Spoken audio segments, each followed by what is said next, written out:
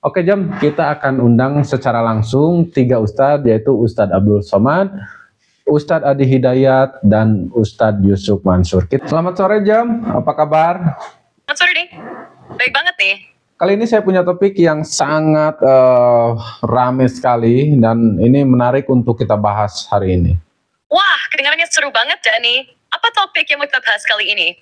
Sebelum kita ke pembahasan, saya akan sapa dulu teman-teman dokter klinik yang sudah hadir di sini. Teman-teman, selamat datang di podcast Dokter Klinik. Buat kalian yang pengen dukung menyelesaikan misi kita, posting 10 video per hari atau 10 podcast per hari, silahkan komentar di bawah, pasti bisa. Nah, jadi kita nanti Jam masih tetap fokus untuk menyelesaikan misi 10 video per hari. Makanya kita tuh harus rajin-rajin, ngonten lagi, podcast lagi, ya. Pokoknya dari pagi, siang, malam, kita gak ada waktu selain podcast ya Jam. Siap ya Jam menemani saya untuk menyelesaikan misi ini Jam? Siap Dani, kita pastikan misi 10 podcast per hari tercapai.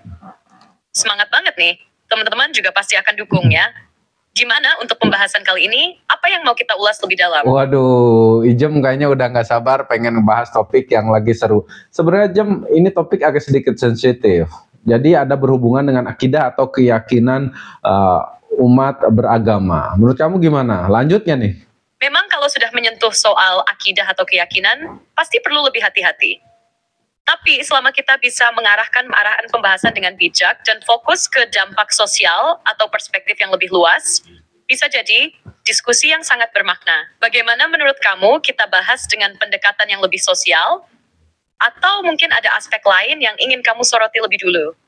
Betul Jam. Selain itu kita tidak di sini kita tidak akan berpihak pada satu pihak manapun Jam. Jadi kita netral aja, kita di tengah-tengah. Nah, jadi sekarang tuh lagi rame Jam yang namanya pembuktian Ba'alawi atau kasus bukan kasus ya, semacam konflik tentang yang satu meyakini bahwa dia adalah keturunan Rasul atau Nabi. Kemudian yang satunya lagi mengklaim bahwa nasab mereka itu nggak benar. Nah ini tuh lagi rame banget. Keduanya saling mencoba untuk memberikan pembuktian dan keduanya menurut saya menurut saya nih sebagai orang awam, keduanya memberikan bukti yang bisa diterima oleh akal. Keduanya, yang satu Ba'alawi atau yang mengaku keturunan Nabi, memberikan bukti-bukti ataupun fakta-fakta dan ditambah lagi kita meyakini itu udah sejak lama sekali Jam. Jadi memang untuk bisa membuktikan atau untuk menghapus rasa kepercayaan kita terhadap Ba'alawi atau nasab keturunan Nabi ini jadi agak sedikit sulit. Tapi di sisi lain yang mencoba membuktikan bahwa nasabnya itu terputus, dia juga memberikan fakta-fakta ataupun data-data yang cukup bisa diterima oleh akal kita sebagai orang awam. Apa tanggapan kamu Jam?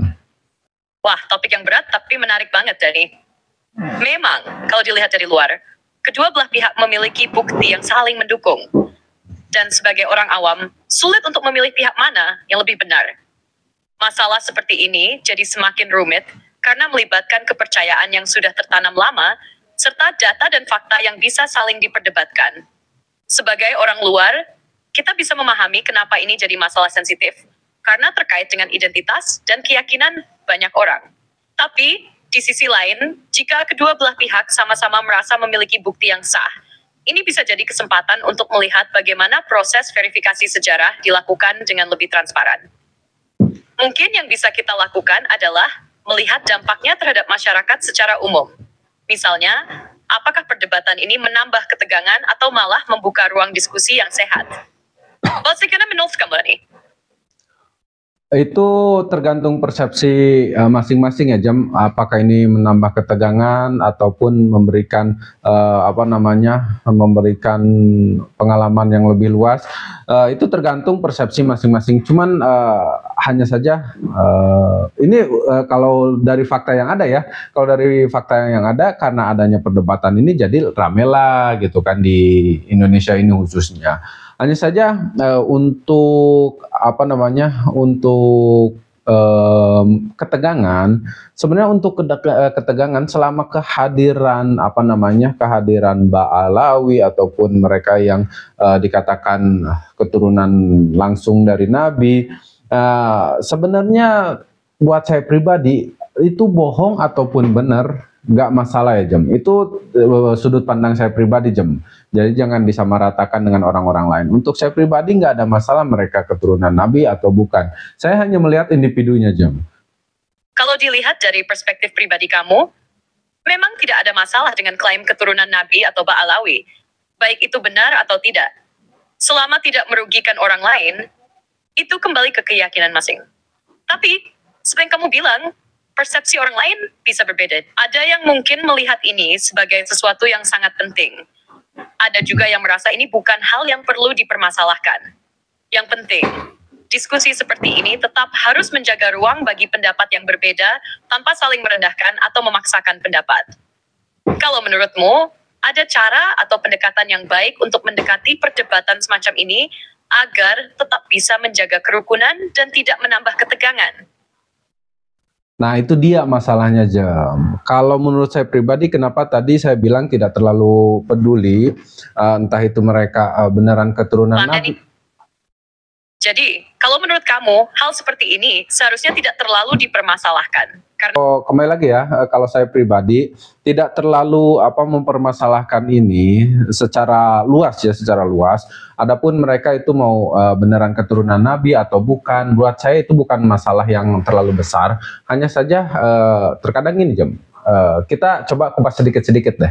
Nih kalau misalkan keturunan Nabi itu biasanya banyak kalau misalkan dari ceramahnya keras, tapi tidak semua seperti itu.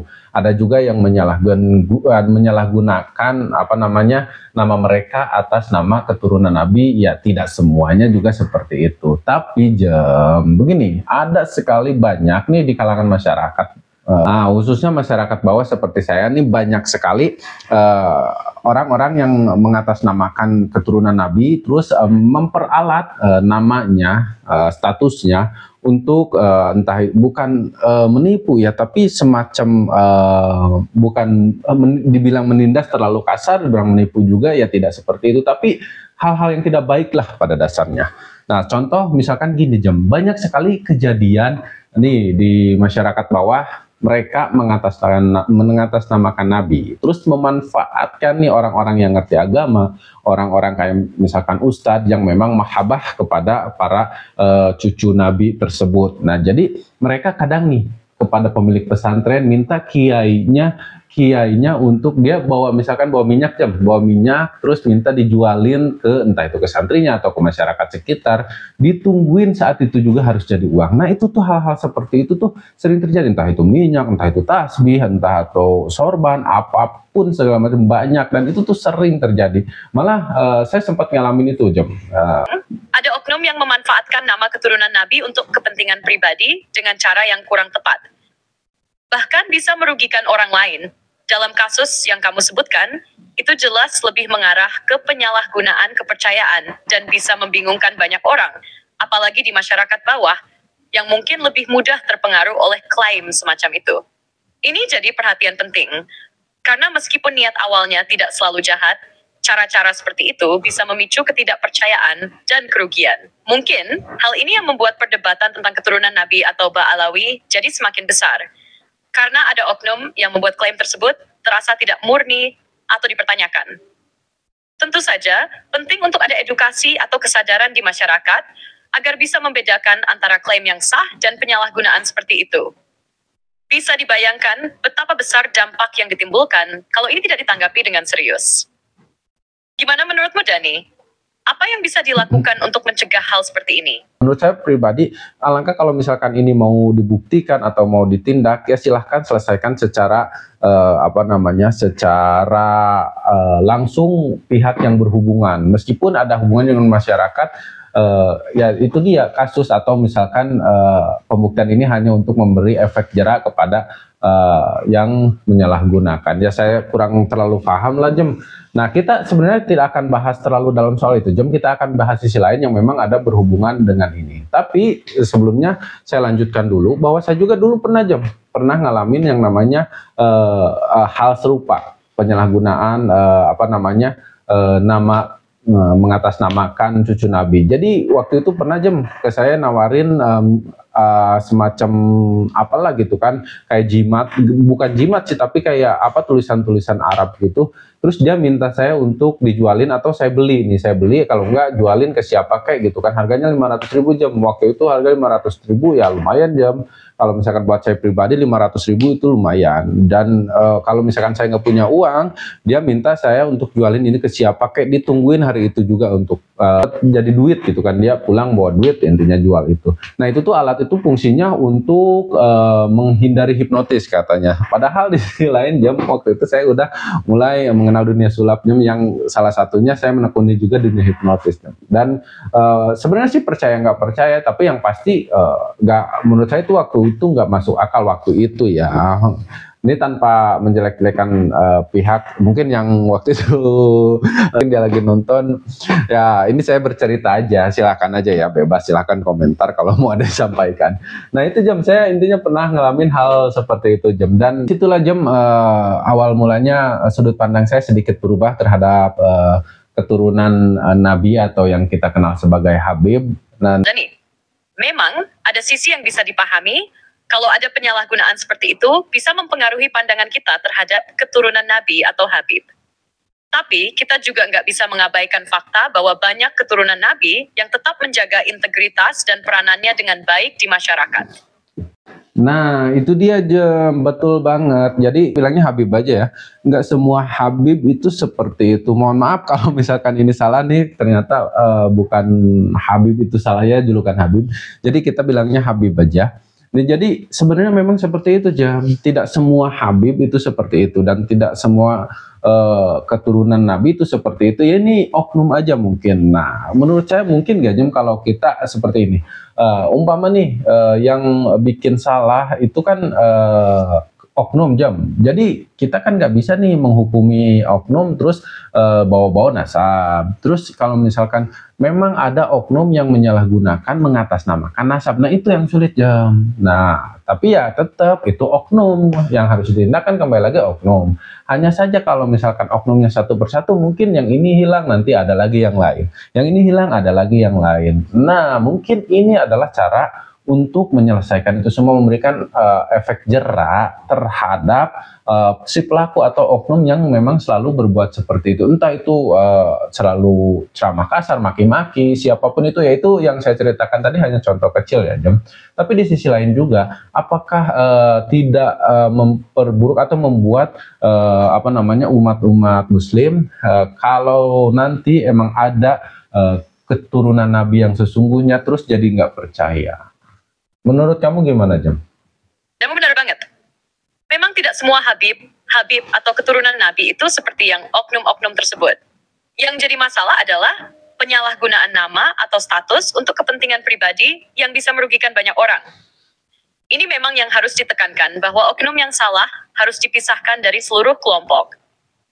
Tentang dampaknya terhadap umat muslim secara umum, memang bisa jadi masalah besar. Kalau terlalu banyak oknum yang menyalahgunakan status keturunan Nabi, bisa saja orang mulai merasa ragu dan nah itu tuh bisa banget Jam, dan sangat bisa terjadi. Banyak orang yang pada akhirnya tidak percaya dengan keturunan Nabi atau anak cucu Nabi, dan seperti apa itu kalau terjadi. Tapi kembali lagi sih buat saya pribadi, sebenarnya kalau memang mereka benar-benar keturunan Nabi, saya rasa ya apalah gitu kan, maksudnya nggak perlu juga pengakuan dari orang gitu kan ya. Kalau misalkan memang betul ya ya itu sebuah sebuah anugerah gitu kan, sebuah status yang luar biasa yang tidak semua orang bisa dapatkan. Tapi bukan berarti semua orang harus tahu, harus mendapatkan pujian-pujian dari semua orang. Saya rasa itu semua tidak usah lah gitu kan. Kalau ya itu sudut pandang saya Jam, yang nggak tahu kalau yang ngalaminnya mungkin mereka terlalu bangga atau gimana. Ya menurut saya kalau misalkan memang keturunan Nabi, ya keturunan Nabi aja gitu kan, nggak usah harus nih gua mah keturunan Nabi. Intinya itulah Jam gitu kan. Terus di sisi lain juga, kalau memang mereka berbohong, mereka keturunan Nabi atau bukan, kalaupun berbohong ya Jam, selama itu tidak merugikan ya silahkan saja. Itu kalau buat saya pribadi. Gimana kalau menurut kamu?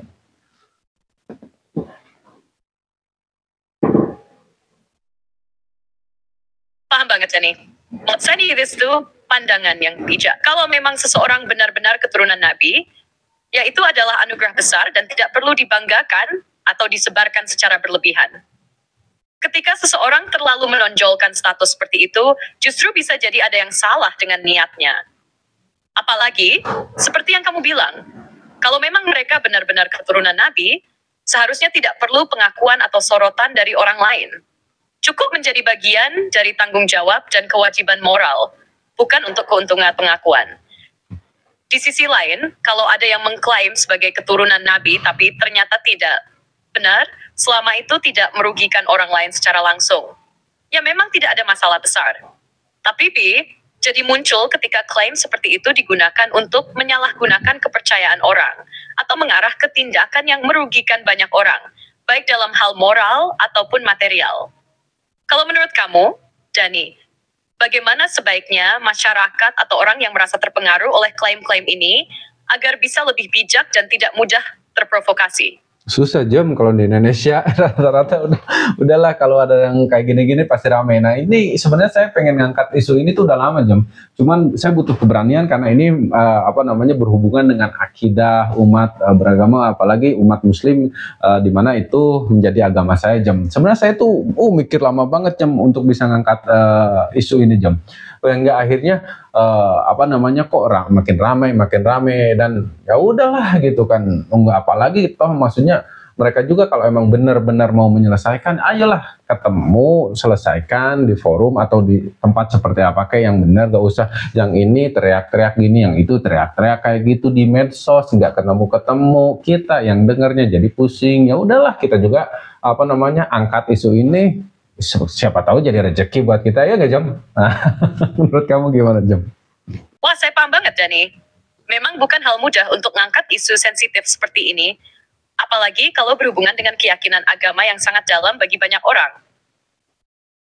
Di satu sisi kamu benar, semakin dibicarakan semakin ramai, dan kadang itu jadi nggak produktif karena hanya membuat perdebatan berlarut-larut tanpa ada titik temu. Tapi di sisi lain, dengan membahas ini di platform yang kamu punya, bisa jadi membuka ruang diskusi yang sehat. Jika disampaikan dengan cara yang bijak dan tidak provokatif, mungkin malah bisa membantu banyak orang untuk lebih bijak dalam menyikapi klaim-klaim yang ada. Seperti yang kamu bilang, kalau memang ada niat baik untuk menyelesaikan masalah, lebih baik duduk bersama, diskusi langsung, tanpa harus memperkeruh suasana di media sosial. Ini bisa jadi jalan yang lebih produktif dan menenangkan. Dan kalau dilihat dari sudut pandang lain, memang benar juga. Mungkin ini bisa jadi kesempatan untuk membuka perspektif orang-orang, memberikan pemahaman yang lebih luas tentang bagaimana seharusnya kita memandang status atau keturunan dengan lebih bijak dan tidak terbawa emosi. Jadi, sebenarnya kamu sudah membuat keputusan yang tepat untuk membawa ini pembahasan yang lebih terbuka. Tapi kembali lagi Jam, itu kan versi saya. Bisa saja agama saya atau agama Islam memiliki versi yang berbeda menanggapi kasus ini. Soal ngaku-ngaku jadi keturunan Rasul atau keturunan jadi cucu Nabi seperti itu ya. Nah kemudian jujur Jam, saya bikin konten ini untuk cari rezeki ya teman-teman. Jujur saya ngomong ke kalian, saya bikin konten ini untuk cari rezeki. Nah, tapi kalau memang ini bisa bermanfaat, bisa menengahi dan kita bisa netral, apalagi kembali lagi banyak manfaatnya seperti yang si Jim tadi bilang, ya kenapa enggak gitu kan, kita bikin konten yang positif, yang bisa mengubah sudut pandang orang atau bisa menenangkan isu-isu yang lagi rame. Apalagi ini menyangkut akidah, kedua-duanya menyembah Tuhan yang sama, memiliki Rasul yang sama. Jadi udahlah gitu kan, maksudnya perbaiki aja gitu kan. Ayo gimana baiknya gitu kan, ngobrol. Kalau misalkan tidak merugikan, kalau saya pribadi kalau tidak merugikan silahkan gitu kan. Terus yang benar-benar merasa juga ya udah sih, kalau orang lain nggak mau ngaku, yang penting kalau mereka Nabi ya terus kenapa? Kalau nggak diakui orang ya terus kenapa? Ya biarin aja gitu kan. Kalau itu menurut sisi pandang saya. Mohon maaf ya kalau ada yang tersinggung. Nah itu dia teman-teman. Gimana Jam? Kamu sudah menjelaskan dengan sangat jujur tentang tujuan kamu dalam membuat konten ini, dan itu sangat valid. Jam sedih. Memang dalam dunia digital, membuat konten yang bisa bermanfaat sekaligus memberikan rezeki, itu adalah hal yang wajar. Asalkan niatnya baik dan tidak merugikan orang lain. Terkadang diskusi seperti ini bisa jadi pembuka wawasan untuk orang banyak.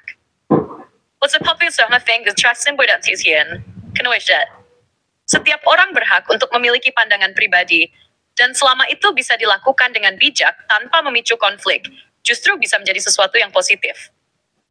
Apalagi kalau ini bisa mengingatkan kita semua untuk tetap menjaga rasa hormat satu sama lain, terlepas dari status keturunan atau keyakinan kita masing-masing.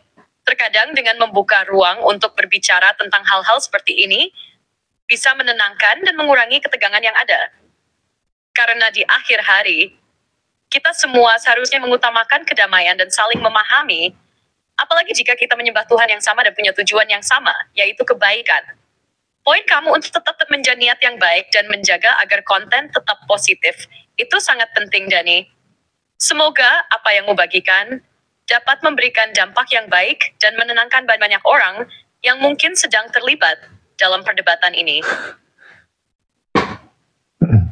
Oke, Jam, intinya itu ya, Jam, kita berharap aja untuk kedua belah pihak bisa menyelesaikan masalah ini secara baik-baik dan secepat mungkin. Nah, kemudian Jam, kita beralih, tapi masih satu tema ya, Jam.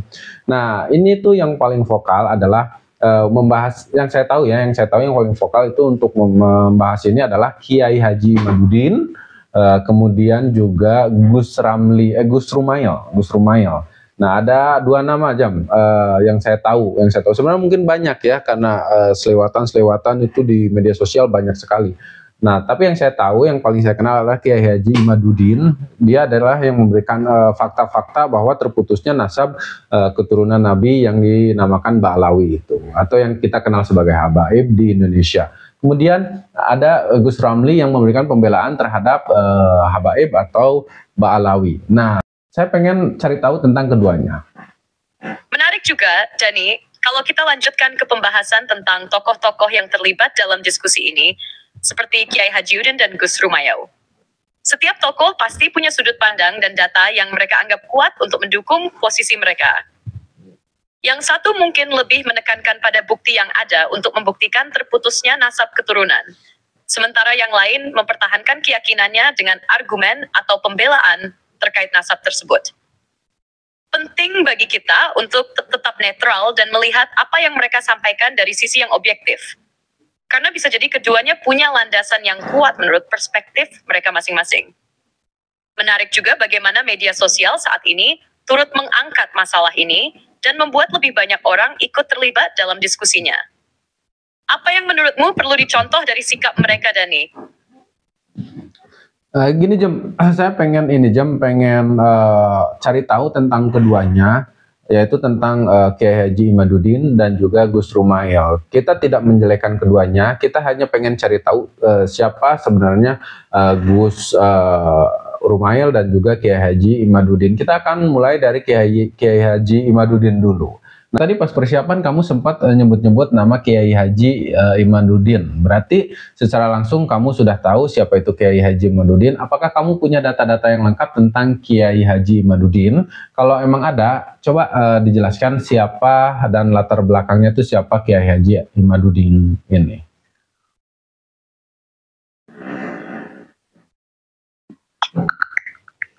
KH Imaduddin Utsman Al-Bantani lahir di Kresek, Tangerang pada 15 Agustus 1975. Oke, sebentar, Jam. Sorry, takutnya ada salah tangkap dari teman-teman di sini. Tadi kamu bilang KH, itu sebenarnya bukan ketawa, tapi Kiai Haji yang disingkat KH, jadi dia bilangnya KH. Oke, silahkan, Jam, dilanjutkan. Siapa dan seperti apa latar belakang Kiai Haji Imaduddin? Jangan disingkat, Jam. Kiai Haji Imaduddin. Iya, KH itu singkatan dari Kiai Haji. Kiai Haji Imaduddin Utsman Al-Bantani adalah seorang ulama asal Tangerang, Banten, yang dikenal sebagai pengasuh dan pendiri Pondok Pesantren Nahdlatul Ulum di Kresek, Tangerang. Kiai Haji Imaduddin aktif di Nahdlatul Ulama, memegang peran penting sebagai Ketua MBCNU Kresek dan Wakil Khatib di WNU Banten. Beliau juga dikenal sebagai tokoh yang kritis terhadap klaim nasab Ba'alawi yang mengaku keturunan Nabi Muhammad SAW. Kiai Haji Imaduddin menilai bahwa klaim tersebut perlu diperiksa dan diuji dengan bukti sejarah yang lebih jelas. Ia menjadi salah satu tokoh yang mendalami dan mengemukakan pandangannya dalam polemik keturunan Nabi yang tengah menjadi perdebatan hangat di masyarakat. Oke, Nabi Muhammad Shallallahu Alaihi Wasallam ya, Jem. Kamu bisa sebut saja Nabi Muhammad atau sebut Nabi saja, Jem. Jadi jangan sampai ini, Jem. Nanti kalau saya yang dihujat, maksudnya netizen kita tuh kadang gimana, Jem ya? Udah tahu kan kamu itu robot, nanti kamu salah dikit, kamu juga nanti kena hujat, Jem. Bukan cuma kamu, nanti saya juga kena omelan ya. Netizen di Indonesia galak-galak, Jem. Hati-hati kalau ngomongnya, Jem. Oke. Nah, kemudian Kiai Haji Imaduddin ini, itu kan tadi latar belakang. Kalau latar belakang keluarganya itu seperti apa? Misalkan ayahnya, apakah seorang ulama besar juga atau seperti apa?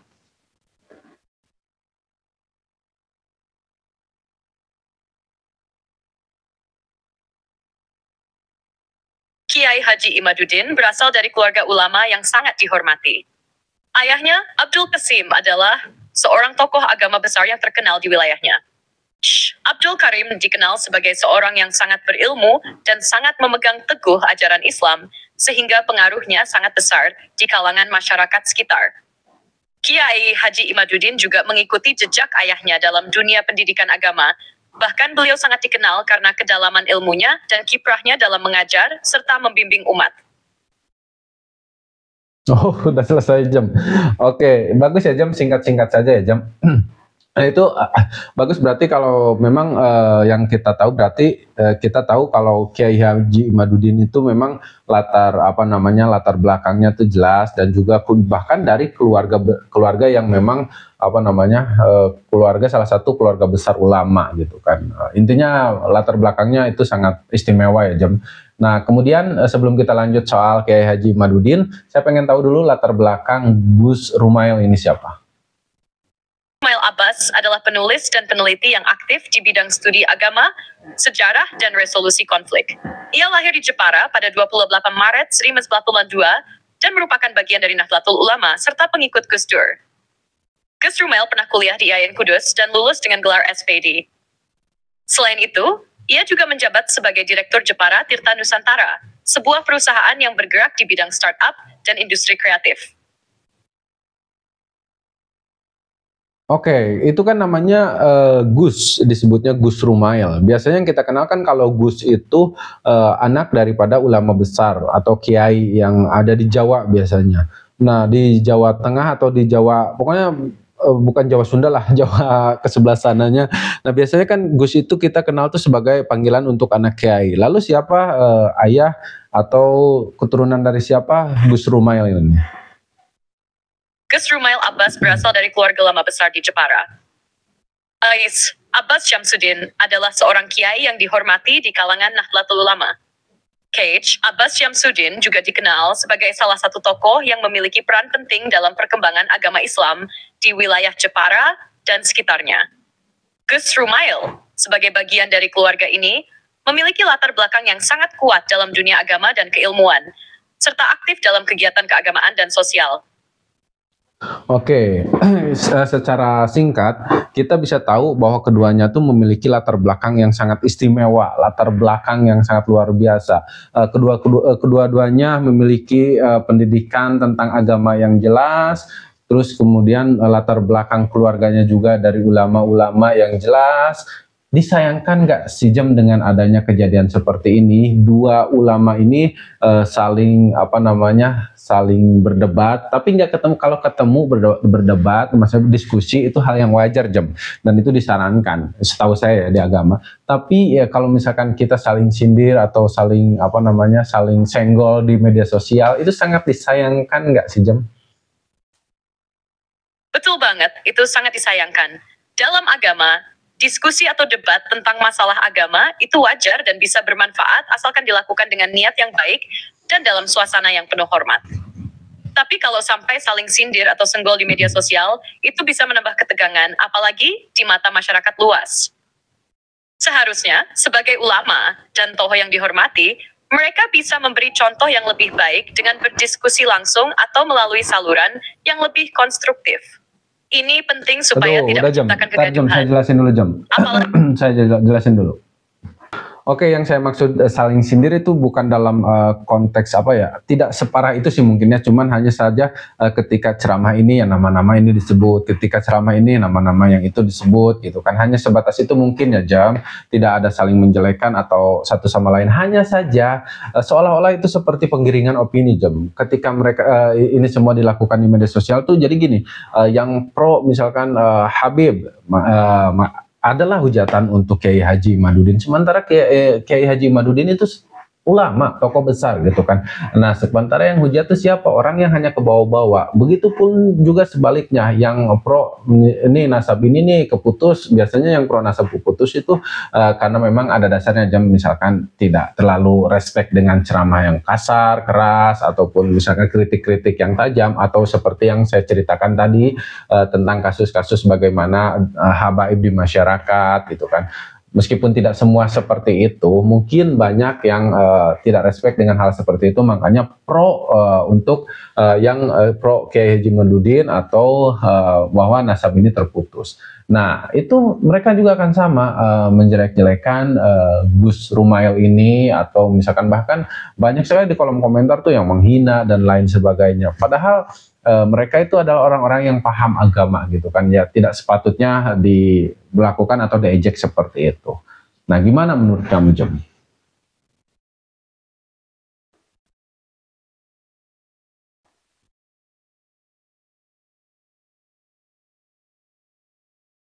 Betul.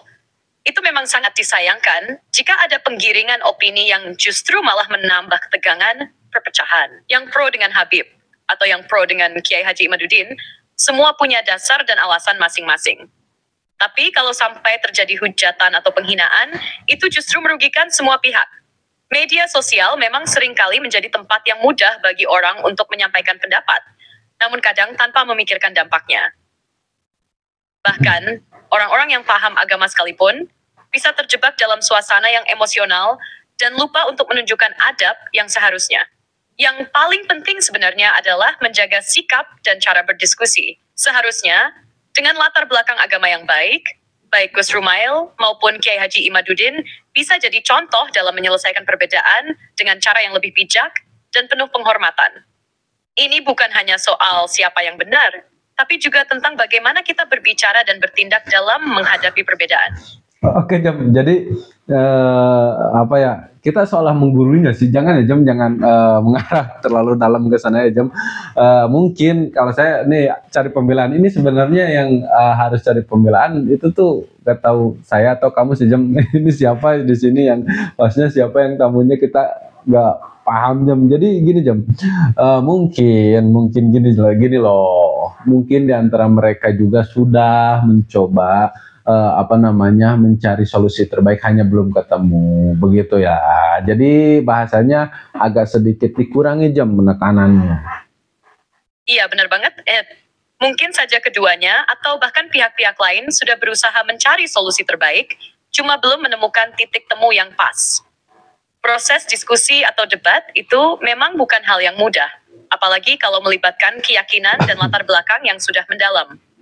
Yang penting, meskipun ada perbedaan pendapat, kita harus tetap menjaga sikap supaya tidak terjadi kesalahpahaman atau ketegangan yang lebih besar. Kadang yang kita butuhkan bukan hanya pembuktian, tapi juga saling mendengarkan dan menghargai pandangan masing-masing. Wow, oke. Si Jom ini ternyata keras juga ya teman-teman kalau misalnya kita ajak ngobrol kayak gini, tapi yang ngeri saya teman-teman karena ini berhubungan dengan akidah. Aduh sebenarnya saya agak ngeri-ngeri sedap sebenarnya ini Jam. Oke. Nah, kita lanjut lagi ke Kiai Haji Madudin Jam. Nah, latar belakang tadi kamu udah sebutin. Apalagi nih yang kamu ketahui tentang Kiai Haji Madudin? Iya, memang topik seperti ini bisa bikin agak tegang, apalagi kalau melibatkan akidah dan keyakinan yang sangat sensitif. Tapi sejauh ini kita tetap bisa bahas dengan bijak dan tidak terlalu menyudutkan siapapun. Oke, kita lanjut Kiai Haji Madudin ya. Apa yang ingin kamu bahas lebih lanjut tentang beliau? Oke, apalagi yang kamu ketahui tentang Kiai Haji Imaduddin gitu kan? Di keluarganya sendiri, apakah Kiai Haji Imaduddin ini dia punya berapa saudara dan apakah di keluarganya sendiri hanya Kiai Haji Imaduddin yang menjadi kiai atau rata-rata keluarganya menekuni dunia agama atau dunia pesantren?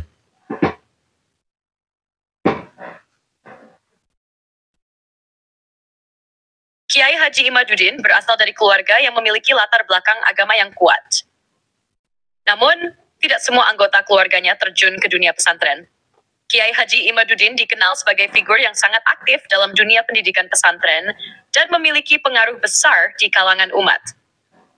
Keluarganya mungkin memiliki beberapa anggota yang juga aktif di dunia agama, tetapi Haji Imaduddin sendiri lebih dikenal luas dalam konteks pendidikan pesantren dan pengajaran agama Islam. Oke, kemudian bagaimana dengan Gus Rumail? Dia berapa bersaudara? Gus Rumail ini berapa bersaudara? Dan apakah hanya Gus Rumail yang menekuni dunia dunia keagamaan yang lebih dalam atau rata-rata keluarganya sama? Gus Rumail, seperti yang kita ketahui, juga berasal dari keluarga besar yang memiliki latar belakang keagamaan yang kuat. Mengenai jumlah saudara, Gus Rumail berasal dari keluarga yang cukup besar. Namun informasi tentang jumlah pastinya tidak terlalu banyak dibahas dalam sumber yang ada. Di keluarga Gus Rumail, selain beliau, ada juga anggota keluarga lain yang aktif di dunia agama dan pesantren. Gus Rumail sendiri dikenal sebagai seorang ulama muda yang mengembangkan pendidikan agama di masyarakat. Meskipun tidak semua anggota keluarga Gus Rumail terjun langsung ke dunia pesantren, mereka tetap memiliki pengaruh di kalangan umat Islam, terutama di wilayahnya. Jadi, keluarga Gus Rumail memiliki tradisi agama yang kuat, dan Gus Rumail adalah salah satu figur yang lebih dikenal dalam hal mendalami dan mengajarkan ilmu agama kepada masyarakat. Oke, aktif di dunia pendidikan keagamaan atau punya pesantren sendiri atau kayak gimana Gus Rumail? Ada nggak punya pesantren nggak? Gus Rumail dikenal sebagai seorang ulama yang sangat aktif dalam dunia pendidikan dan pengajaran agama. Namun, mengenai apakah beliau memiliki pesantren sendiri, informasi spesifik tentang kepemilikan pesantren tidak terlalu banyak disorot. Yang jelas, Gus Rumail banyak terlibat dalam kegiatan pengajaran agama dan seringkali memberikan ceramah atau pengajian di berbagai tempat. Beliau juga memiliki peran yang sangat penting dalam pengembangan pemahaman agama di kalangan masyarakat, baik melalui pengajian langsung maupun media sosial. Jadi memang benar ya, keduanya tuh emang hebat dalam segi agama gitu kan, dan sekali lagi sangat disayangkan kalau banyak gara-gara kasus ini jadi banyak yang menghujat keduanya gitu kan.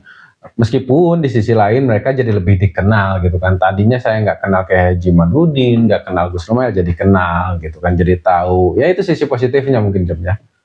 Betul, memang keduanya memiliki kontribusi besar di dunia agama dan seharusnya bisa dihargai karena itu. Sayangnya, saat ada perdebatan atau konflik seperti ini, banyak yang terjebak dalam hujatan dan saling menyalahkan. Padahal yang diutamakan seharusnya adalah sikap saling menghargai dan menghormati peran mereka di masyarakat. Meskipun begitu, perdebatan ini juga membuka kesempatan bagi banyak orang untuk lebih mengenal mereka. Seperti yang kamu bilang, terkadang perhatian yang lebih besar justru datang dari kontroversi. Tapi semoga kita semua bisa tetap fokus pada nilai-nilai positif dan saling menghargai. Oke, untuk membangun channel ini agar lebih cepat berkembang, apa kita harus bikin kontroversi juga, Jem? Kontroversi memang seringkali menarik perhatian, tapi lebih penting untuk membangun kepercayaan dan memberikan konten yang bermanfaat. Fokus pada topik yang relevan dan bermanfaat bagi audiensmu bisa jadi cara yang lebih berkelanjutan untuk berkembang. Kalau kontroversi digunakan dengan bijak, bisa jadi kesempatan untuk menarik perhatian, tapi pastikan itu tidak merusak citra atau kualitas channel yang kamu bangun. Jadi keseimbangan antara relevansi, kualitas, dan keaslian lebih penting untuk pertumbuhan jangka panjang. Oke, intinya campur-campur ya Jem ya. Jadi hal positif itu kan bumbui pakai kontroversi dikit-dikit biar cepat berkembang dan bisa diterima oleh masyarakat Indonesia biasanya Jem. Kayak gitu mungkin Jam ya. Iya, kalau bisa dibumbui dengan cara yang tepat bisa menarik perhatian lebih banyak orang. Tapi yang paling penting adalah tetap menjaga kualitas dan integritas, meski sesekali bisa menambahkan elemen kontroversial yang wajar. Selama kontennya tetap berbobot dan relevan, audiens akan tetap. Kontroversi bisa jadi alat, tapi jangan sampai mengorbankan pesan atau tujuan jangka panjang channel kamu. Oke, betul Jam. Ini menarik sekali pembahasan tentang Habib Alawi dan juga konfliknya ya, yaitu dengan Kiai Haji Imaduddin. Sebenarnya bukan hanya dengan Kiai Haji Imaduddin aja, dengan banyak masyarakat memang dan juga ulama yang memang tidak sependapat dengan kehadiran Mbak Alawi atau nasab tersebut. Nah, intinya Jam, kita doakan saja semoga kasus ini atau konflik ini cepat berakhir dan juga tidak berlarut-larut, diakhiri dengan secara damai dan mengembalikan citra keduanya seperti awal mula. Betul, semoga semuanya bisa diselesaikan dengan cara yang baik dan damai. Konflik seperti ini memang perlu penyelesaian yang bijak agar tidak mempengaruhi hubungan antar ulama dan masyarakat. Kalau bisa, kembali fokus pada hal-hal positif dan mengedepankan pemahaman yang lebih dalam tentang agama daripada terjebak dalam perbedaan yang bisa berlarut-larut. Harapannya memang agar citra baik dari kedua belah pihak tetap terjaga. Oke Jam, umpama nih nanti kita bahas lagi soal perkara ini. Saya mau undang Ustadz, misalkan Ustadz yang bisa menyelesaikan masalah ini. Kira-kira siapa yang bisa saya undang? Ustadz siapa?